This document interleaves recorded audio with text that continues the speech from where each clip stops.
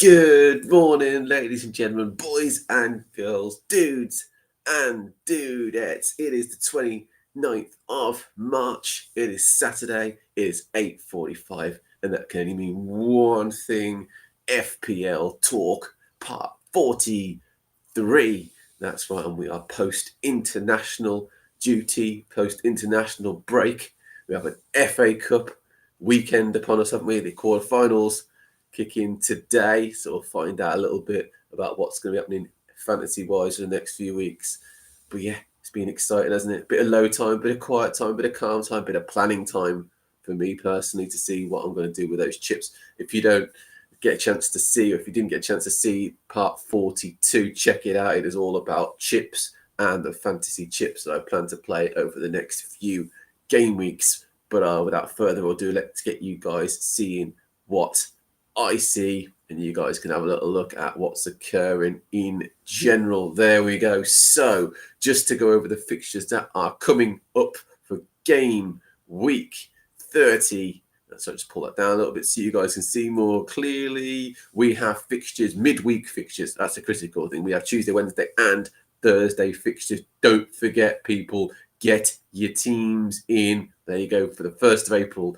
18:15, so 6:15 is your cutoff point for the deadline. I will post it on X 30 minutes beforehand, so get your teams in early, get your captains sorted at any transfers and chips you plan to play. Otherwise, the fixtures are as follows. Tuesday, the 1st of April, we've got a 7:45 kickoff between Arsenal and Fulham. Going to be a good game, that one. I think Fulham are half decent at the moment.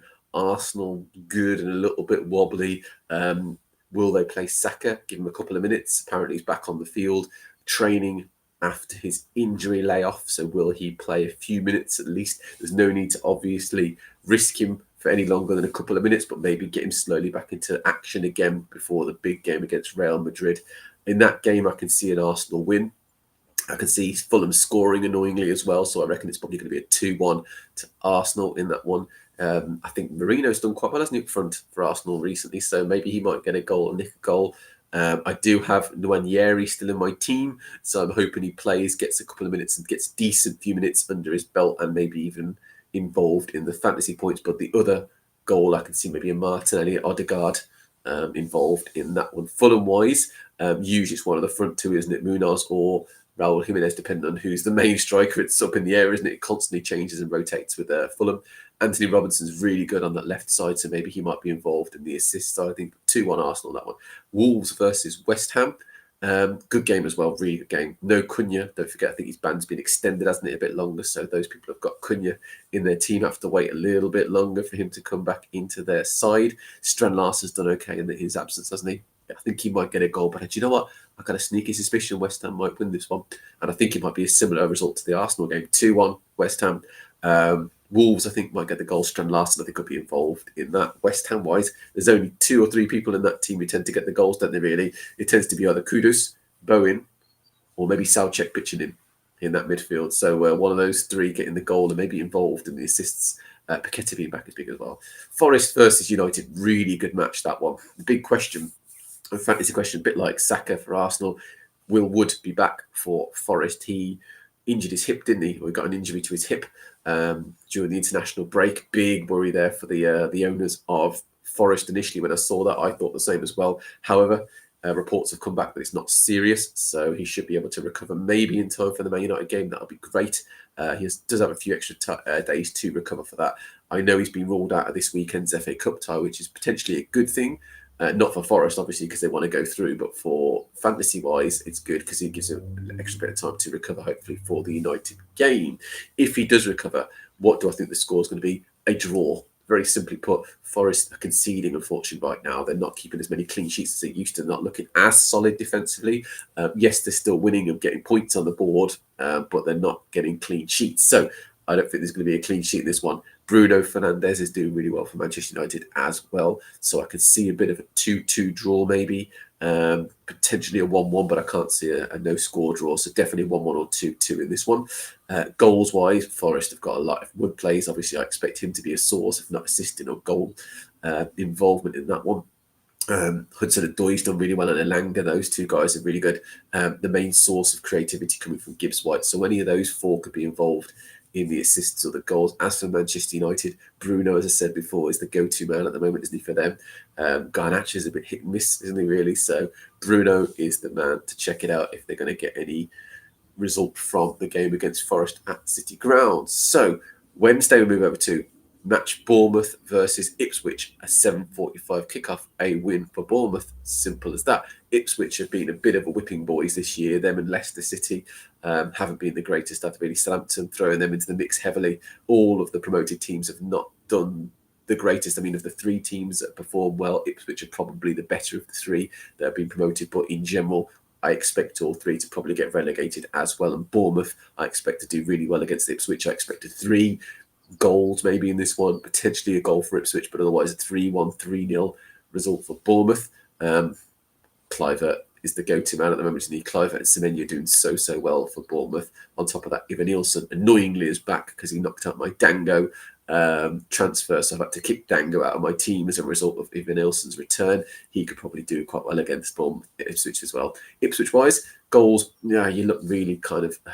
it's a tricky one, isn't it, really? Hutchinson and maybe Delap, those two guys involved, if they're going to get anything from this, but I can't see it really. Big question for me from fantasy perspective is what's going to occur now with Greaves. He took off 45 minutes, didn't perform particularly well. No, most of the Ipswich team, to be fair, in the previous game. So I'm hoping that doesn't affect his minutes. I'm hoping he goes straight back into the team and he gets another opportunity as well, because I've got him in as my 3.9 defender. Brighton, Aston Villa, what a game this is. That's going to be a really, really good match. Brighton on a bit of form at the moment. Aston Villa, they are in the Champions League. Are they going to rest players? Are they not going to rest players for their match? Tricky one, really, but I can see maybe a draw in this one. Possibly a 2-2 high-scoring draw in this game. Brighton's goals, well, João Pedro's back, isn't he? Really doing okay. On top of that, Welbeck starting to come back into the team and playing well. Annoyingly, Jorginho Ruta's doing okay as well, getting the odd assist and trickling points through as well. Mitoma, any of those guys could easily get involved in the 2 goals I expect Brighton to get. Aston Villa-wise, wow, abundance of attacking talent there you go. You've got Asensio, I think if he plays any few minutes, he's going to do quite well and get potentially a goal or an assist. On top of that, Watkins, I think, is the man, and Rodgers to link up for the second. So I think it's probably going to be a 2-2 in that one.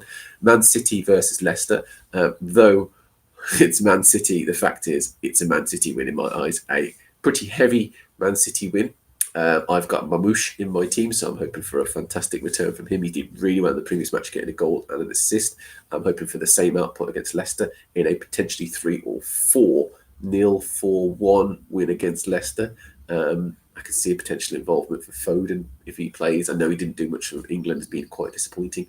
Maybe even Doku getting involved in those, but otherwise Haaland and Mamouche are the man to watch for Man City. Leicester-wise, if they're going to get anything... Is it Vardy? Who knows what's going to happen with those guys? I don't think they're going to score, to be quite honest with you. Newcastle-Brentford, another good game that is. Newcastle coming off the back of winning the Carabao Cup. Brentford doing well in the league as well. Away from home, they're okay as well. So, but I can just about see a Newcastle win. And my man and everyone else's man, Alexander Isak, is the man to go to in terms of the goals. I think they might win by 2-1, something like that in this game. Isak getting both potentially on that one. Assists-wise, the main go-to guys at the moment are Murphy, aren't they, really? And over on the other side, maybe Barnes. Those 2 guys doing quite well for Newcastle at the moment. Brentford-wise, there's only 2 players you really tend to look at apart from Sade occasionally, and that is Visa and Mbeumo. Hopefully Mbeumo and Visa link up, because I do have Mbeumo in my team. A lot of you guys have Visa, which is great. He's a good player. He's done quite well recently. So yes, good opportunity there for those guys to get points, but Newcastle winning that game. Southampton, Crystal Palace, even though it is at St Mary's, I expect Crystal Palace to win. They've been really good, really solid. News reports that Mateta is back, fully training and ready to play in this game against Southampton. Bad news for Southampton, because I expect Crystal Palace to beat them by 2 or 3 goals to 1. Southampton, I think, will score. Tyler Dibbling, I really like. Brilliant young prospect and player. Did okay this season. Points-wise, hasn't been the greatest, but he was 4.5 million and kind of came out of nowhere as a player, an option for fantasy. So maybe he might be involved in an assist, but otherwise Crystal Palace goals. Eze involved. Ismail Assar involved, and definitely Mateta with 1 or 2 goals in that one. So if you've got Mateta, he's the man to look at. If you haven't got him in your team, then you probably have Wood, like I do, and you're praying that he plays against Manchester United. Liverpool, Everton, the pick of the game week, a Merseyside derby at Liverpool's ground. Lots and lots of news about Liverpool, which I'll talk about in a minute, fantasy-wise. In terms of the game, it's 8 o'clock. It's on Wednesday, and I expect Liverpool to win it. Scrape win, though. Not a 3 or 4-0. Liverpool have been a bit shifty. They lost the Carabao Cup. They got knocked out in the Champions League.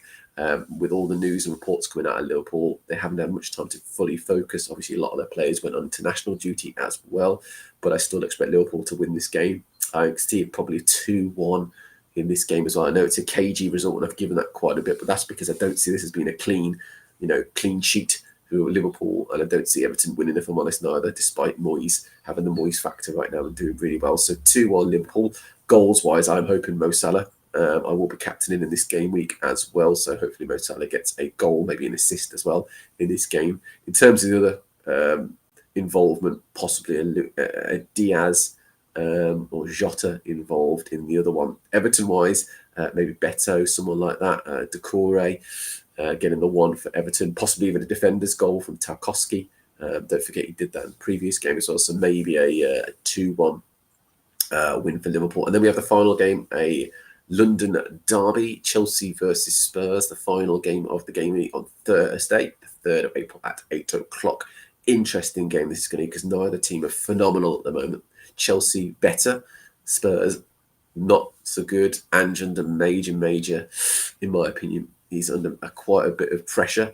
I don't think they're going to win against Chelsea. I think Chelsea will scrape the win in this one, maybe a 1-0. Hopefully, Palmer involvement would be lovely for all those people that have doubted him and kicked him out of the team and transferred him out. Maybe Palmer involved to hit Jackson. Nicholas Jackson's back in training. So if those two combine again, we could look at maybe a 1 or 2-0 for Chelsea. If Spurs are going to get anything, they've got an abundance of attacking talent. They just don't seem to be firing. Son, Brennan Johnson, I think Kalesi's out. But yeah, those guys were firing, weren't they, really? They've got Tell on loan from Bayern Munich as well. I wouldn't say Werner because he's not really an attacking talent, to be honest with you. Dominic Solanke's back as well, isn't he, for Spurs? He was over at international duty with England as well. So maybe a 2-0, possibly, or 2-1 if Spurs can do something. But it could be a bogey. It could be a complete flip and Spurs win it 2-1 out of nowhere as well. So we will see. But that's a bit of an up in the air game, that one. Could even be a draw, a 2-2 draw in that one as well, or a 1-1 draw. So there you go. That's my pick. Now, the news... the big one for the Arsenal is Saka is back on the grass. Hopefully he starts some minutes, gets some chances and performs going up to the game against the Champions League against Real Madrid. I think that is essentially what Arsenal are preparing him for.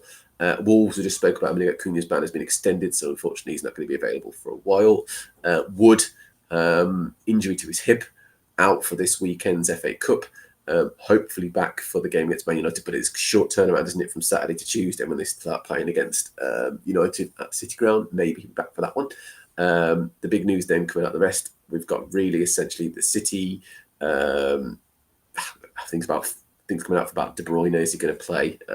Maybe not. Pep Guardiola questioning De Bruyne a little bit, potentially leaving in the summer as well. Crystal Palace is good news, obviously, as Mateta is back for them from injury. He'll be playing, hopefully, against Southampton, getting the full minutes. I am eyeing up, by the way, Crystal Palace assets. Chris Richards is one of the players I'm looking at defence-wise, and Mateta obviously up front as well. So those two guys are on my watch list. And then the big news coming out of Liverpool now, I've already tweeted, tweeted, X, can you put that? Posted, let's use the word, about two news things coming out of Liverpool, really. Bad news in terms of Trent Alexander-Arnold. Reports suggest that he's going to join Real Madrid at the end of the season. Therefore, we've obviously, and a lot of people, I as well, previously have relied on Trent's points in fantasy. He'll likely no more beyond fantasy. That could be the end of the Trent Alexander-Arnold points.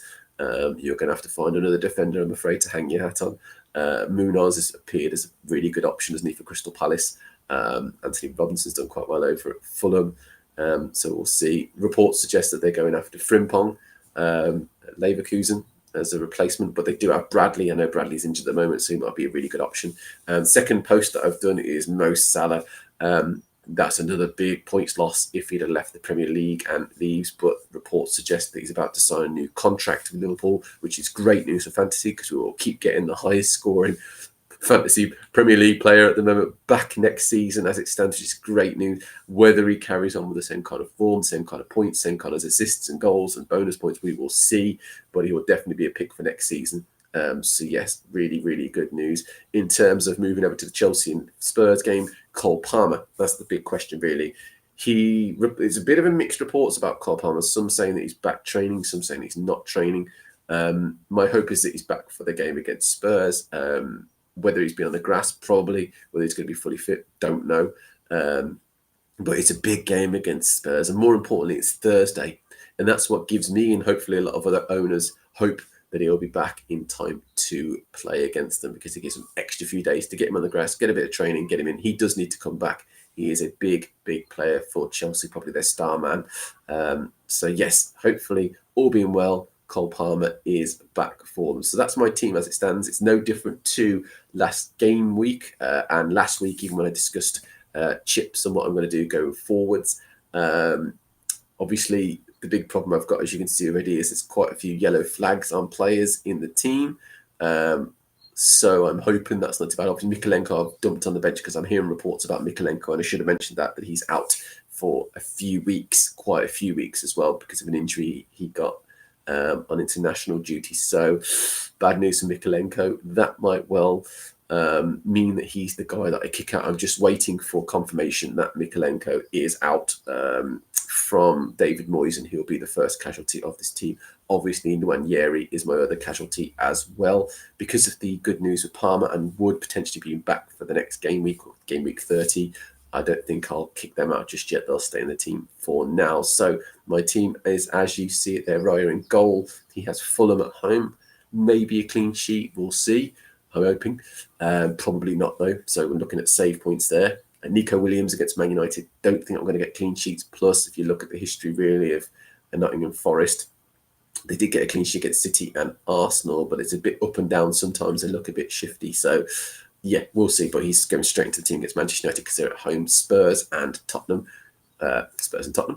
Chelsea and Spurs. Maybe a clean sheet for Colwell. Maybe an involvement, but they don't tend to get many clean sheets, the guys over at Chelsea. They did last game week, the game week before that, but that's against Leicester and Southampton. So, Konate against Everton, easy decision because I don't have many defenders left. Captaincy-wise, goes on Mo. King Mo gets the captaincy against Everton. Hopefully he does the damage against them in the previous game. What did he get? I can't remember. So he got a goal and an assist, there you go, against Everton, the reverse fixture at Goodison. So hopefully the same again, if not more. Palmer I'm playing naturally because I hope and expect him to come back from injury against Spurs. They will need him for creativity purposes. And Buemo against Newcastle, easy decision. Nwaneri against Fulham, I'm hoping that they play him a bit more. So much promise in Nwaneri that he deserves minutes. I know that Martinelli's back. I know Trossard, those two guys are the main two, but you've got to give him minutes, in my opinion, especially while Saka's still out a little bit longer. Definitely an opportunity there for him. Isak against Brentford, easy decision. Mamouche against Leicester. I was thinking about a cheeky captaincy punt on him, but no, I'm sticking with Mo. Play it safe, always captain Mo. So Mamouche against Leicester, but hoping he gets some nice points. He got a goal assist in the last match. And Wood against Manchester United. Hopefully he recovers in time for that game. On the bench, easy. Fabianski isn't playing at the moment for West Ham. He's got Wolves. Bergveld kind of isn't playing for Spurs. He's got Chelsea away. Mikalenko is injured away to Liverpool, and Greaves away to Bournemouth. And in fact, I will live change those two because I do think that Mikalenko's injury is severe enough to keep him out. So there you go. Now, you'll notice I did mention last weekend, if you guys tuned in to my previous part, I spoke about chips and looking at maybe playing the wild card either this game week or next game week. The answer to that is very simple. It won't be this game week. Purely because I'm hoping my players come back from injury, and because of the players and teams and fixtures they've got this game week, I think are clean enough to me leave it alone. I don't need surgery just this second. However, a lot of that boiled down to the FA Cup fixtures, which play today and tomorrow. Crystal Palace and Fulham, Brighton and Forest today, Preston Villa tomorrow, and Bournemouth Man City tomorrow. So in terms of what I think is going to happen, I think this is going to be a Crystal Palace goes through against Fulham. I think they'll win. Although it's a London-style derby, I think Crystal Palace will go through in this game this afternoon, or this evening afternoon at 5:15. The Brighton Forest game is a tricky one to call, that one. I can see Brighton going through. Just I really can. I think their attacking might be a little bit, even though Forest are really good defensively, I think Brighton's attack might cause a bit of a problem in this one. I think they might squeeze a 3-2 win or something along those lines, and they're at home, so that goes in their favour. So I think Crystal Palace and Brighton from today's fixtures go through. Tomorrow, I think it's going to be Aston Villa and Man City to squeeze it. So I think the 4 teams to go through, and the 2 fixtures are going to be Crystal Palace, Forest, Villa, and Man City. Therefore, we get Bournemouth, who drop into the fixtures, Brighton that drop into the fantasy fixtures, and Fulham that will drop into the fantasy fixtures. So I think if you're going to be targeting any teams going forwards who won't have blanks necessarily, I think you're looking at probably Bournemouth, Bournemouth, Forest, and Fulham for that one. So keep an eye on those. So those are the fixtures today. That will determine, obviously, the fixtures. These will determine what I do wildcard wise. I will have a look at the fixtures and going forwards because they'll be more set in stone, and I'll be able to work out when I'm going to start playing certain chips in terms of the free hits, when I'm going to start triple captaining, when I'm going to do bench boost, those kind of things as well, and more importantly, when I'm going to play that wild card, and it will likely be for game week 31 or 32 going forwards. In terms of the transfers in and out, these are percentages. So a lot of people have gone Isak. I say a lot of people actually have 0.3%. The biggest transfers in have been Ismaila Sarr. Interesting. Mamouche, because of his excellent performance in the previous game. Mateta makes sense because Crystal Palace are flying at the moment. Then we've got Munoz coming in, fair enough. Bruno Fernandes, because he's done quite well in his form. Kirkez is coming as well. Isak, Haaland, Mo Salah, and Cliver being the main transfers in. Palmer's gone out at 0.7%. Wood 0.7%. Again, that's because of his injuries, isn't it, really? Trent, 1%. Yeah. Robinson, 0.5%. Surprised by that one, if that's Anthony Robinson. Hall, out. Makes sense, he's injured. And Buemo, out. 0.2%. Quite surprised by that. Better, out. Okay. Cunha, his suspension makes sense. Watkins and Mikalenko because of his injury. So that sort of makes sense to a degree, I guess, when you look at those sort of things. In terms of transfer rises and fall price-wise, Weiss has gone up to 6.6 and Andre Onana has gone down to 4.9. Manchester United wise price predictor. Again, it's not set in stone, but I'll give you guys a bit of an idea. Ismaila Sarr is expected to go up today. He'll go to 5.7. Isak expected to go up today to 9.4. Yarmouk expected to go down to 4.3.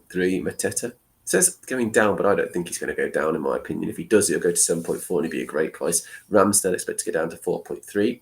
Good price, maybe for a cheap backup keeper. I'm looking at a replacement for Fabianski at the moment. Areola is the other one, the actual number 1 for West Ham. Vandenberg expected to go down to 4. Might be quite useful if he keeps his place. And Dunk expected to go down to 4.1.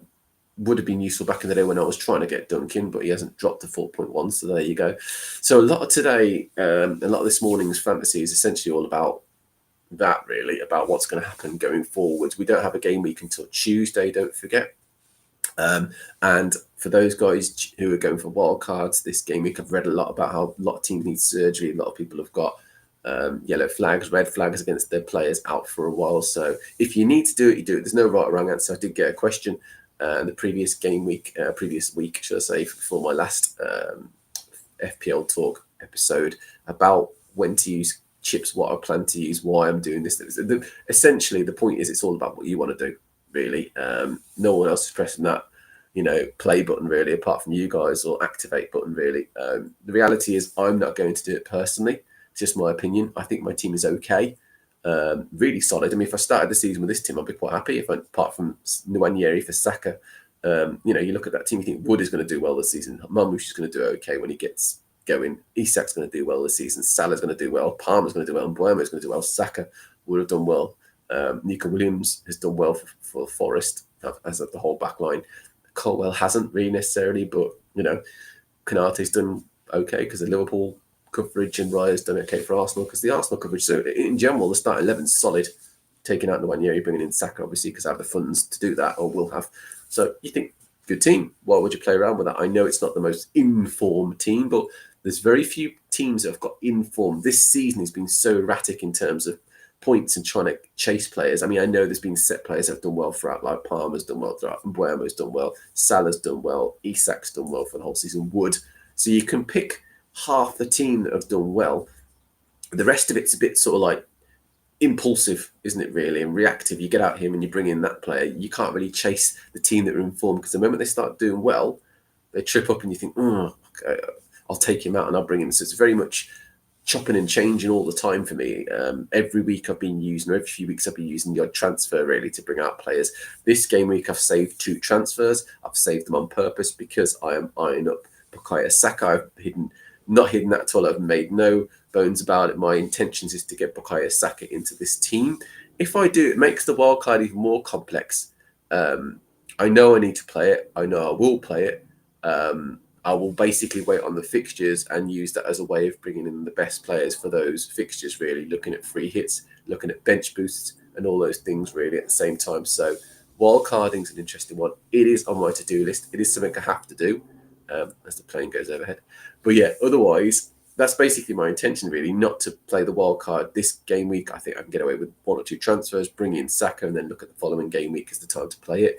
Triple captain depends on when there's going to be another double fixture. I know Isak's got one very soon coming up, but they're tricky fixtures in the first set. If you get some easier ones, I might look at that. I think Ipswich down the line, potentially, and Villa maybe might be a slightly better set of fixtures than Crystal Palace, who are tricky to play against the next game week. But again, I've kept it open to play it in case.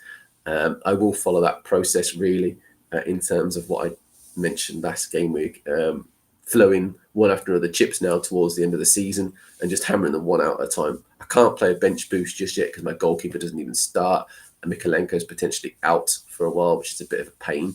My other players, Bergveld and Greaves, positions are up in the air a little bit, but Ange is still playing Bergveld, and I'm hoping Greaves is not affected by that poor performance last game week for Ipswich. So we'll see. It's all basically, it's going to be very much not impulsive. I've already planned what I plan to do, but a lot of it will boil down to these fixtures that come up this weekend, really, how these pan out, really, and then how that then sits with the fantasy side of things in terms of double fixtures, blank game weeks, and then I can work it around that. You guys should probably be doing the same. Hopefully you are doing the same. It's all about keeping your eye on the fixtures, keeping your eye on what happens in terms of being very flexible in that sense, and playing your chips wisely as well. Don't just throw them everywhere. If there's a double game week, consider playing your triple captain. If there's a blank game week, consider playing your free hit that game week. And then if there's another double game week, it's even bigger, maybe consider playing your free hit and getting in all the players for that game week that can double up, really. So yeah, consider that. There you go. That's my advice, essentially.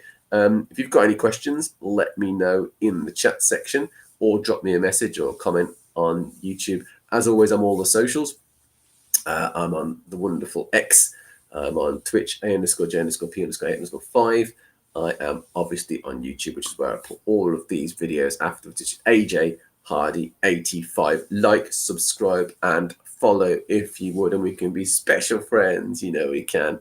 But this has been FPL Talk Part 43. It has been very much about looking at the general things to come, not looking at chips this game week, but looking more at the fixtures, looking at the FA Cup side of things, looking at what's going to happen in terms of the news, especially circling Liverpool. We're waiting on what's going to happen with Virgil van Dijk as well. I don't tend to have Virgil in my team, but from a clean sheet perspective and from points wise for Liverpool, it's quite important that they retain him, in my opinion. Him and Salah, and I've heard this a lot, in my opinion, are much more important than Trent Alexander-Arnold. A lot of people will question it points wise. I'm sure they'll question it fantasy wise. They'll question it, but I think that Salah and Virgil van Dijk are more important. Just my opinion. Hopefully they sign those guys up. But otherwise, I will see you fantastic people next Saturday, where we'll go over Game Week 30's results, Tuesday, Wednesday, and Thursday. Don't forget it's midweek. Don't forget the cutoff point, which is a bit earlier. It's around the 6 o'clock mark. So I will be setting a post 30 minutes before the deadline to check that out on my X page. But otherwise, ladies and gents, thank you so much for watching. You guys are awesome. I hope to see you guys next week, Saturday at 8:45 a.m. But otherwise, I've been AJ. Have a great rest of the weekend. Have a wonderful Mother's Day tomorrow as well for you guys celebrating that. And otherwise,